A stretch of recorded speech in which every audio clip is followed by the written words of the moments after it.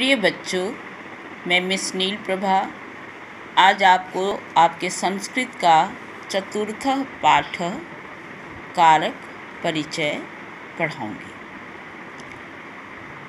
कारक किसको कहते हैं? कारक वाक्य में जिस शब्द का क्रिया के साथ साक्षात संबंध होता है उसे कारक कहते हैं।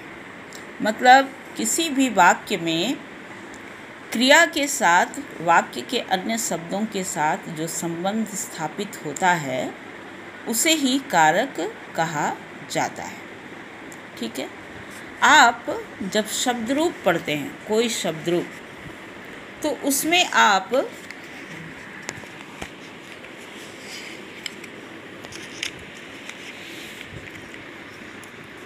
शब्दरूप के साथ साथ विभक्ति लिखते हैं। प्रथमा, द्वितीया, तृतीया, चतुर्थी, पंचमी, षष्ठी, सप्तमी और संबोधन। वास्तव में ये विभक्ति ही कारक है। कौन सी विभक्ति कौन सा कारक है इसको आप जरा सुन लीजिए। प्रथमा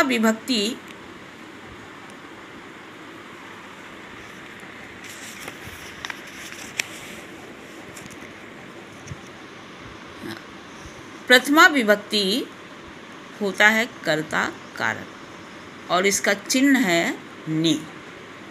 द्वितीय विभक्ति मतलब कर्म कारक और इसका चिन्ह है को। तृतीय विभक्ति मतलब करण कारक और इसका चिन्ह है से, के द्वारा, से और के द्वारा। चतुर्थी विभक्ति इसका मतलब संप्रदान कारक, इसका चिन्ह है को, के लिए। अपादान पंचमी विभक्ति अपादान है। से जब अलग होने के अर्थ में प्रयोग होता है तो वो पंचमी हो जाता है, अपादान कारक हो जाता है। षष्ठी विभक्ति है संबंध कारक, इसमें का, के, की आदि का प्रयोग होता है। सप्तमी विभक्ति अधिकरण कारक, चिन्ह इसका है में और पर। और संबोधन को संबोधन ही कहा जाता है, इसका चिन्ह होता है हे, अरे। अब जैसे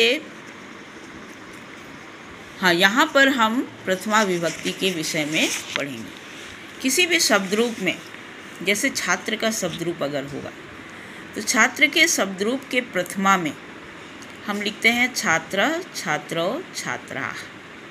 ठीक है।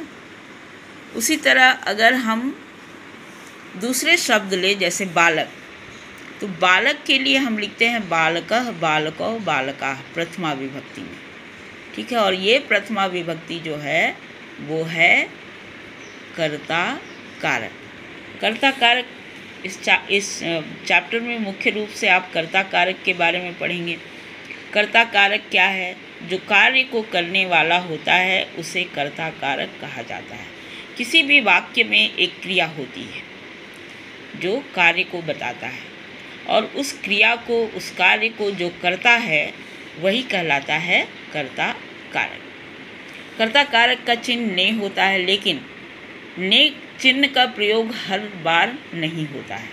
ने चिन्ह का प्रयोग कभी कभी नहीं भी होता है। कर्ता कारक में प्रथमा विभक्ति का प्रयोग होता है। अब जैसे यहाँ देखो, छात्रः पठति, छात्र पढ़ता है। क्रिया कौन सी हो रही है? पढ़ता है।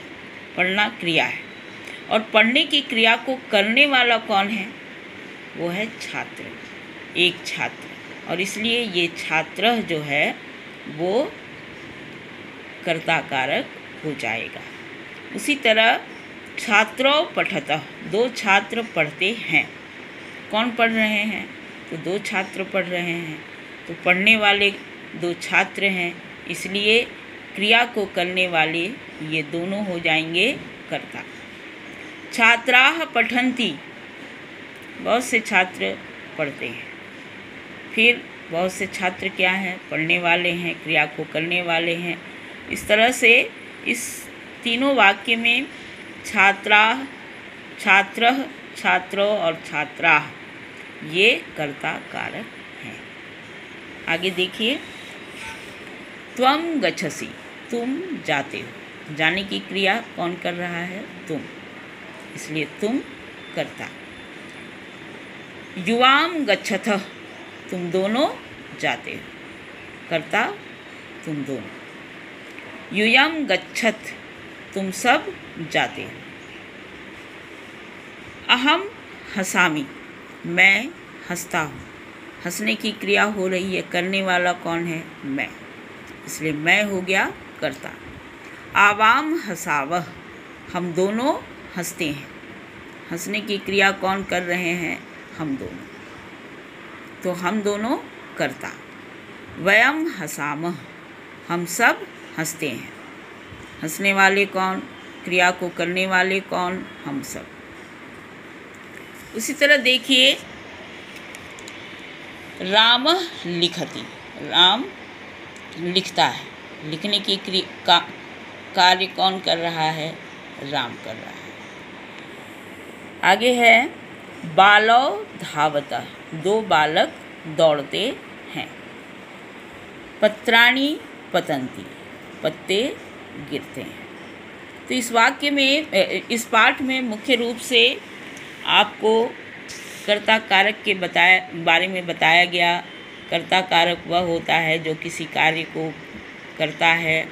वाक्य में क्रिया को करने वाला जो होता है उसी को कर्ता कहते हैं, और उसमें प्रथमा विभक्ति होती है। किसी भी शब्द रूप में वो प्रथमा विभक्ति में लिखा जाता है।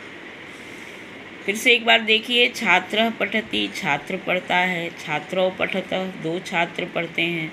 छात्राः पठन्ति, बहुत से छात्र पढ़ते हैं या अनेक छात्र पढ़ते हैं। त्वं गच्छसि, तुम जाते हो। युवाम गच्छतः, तुम दोनों जाते हो। यूयम गच्छत, तुम सब जाते हो। अहम हसामि, मैं हंसता हूँ। आवाम हसावह, हम दोनों हंसते हैं। वयम हसामह, हम सब हंसते हैं। रामः लिखति, राम लिखता है। बालो धावतः, दो बालक दौड़ते हैं। पत्राणि पतन्ति, पत्ते गिरते हैं। तो चैप्टर का जो अनुवाद है वो मैं आपको लिखकर स्कूल ट्री में भेजूंगी। आप इस वीडियो को एक बार सुनने के बाद चैप्टर के साथ मिलाकर समझ लीजिएगा कि चैप्टर में क्या दिया गया है।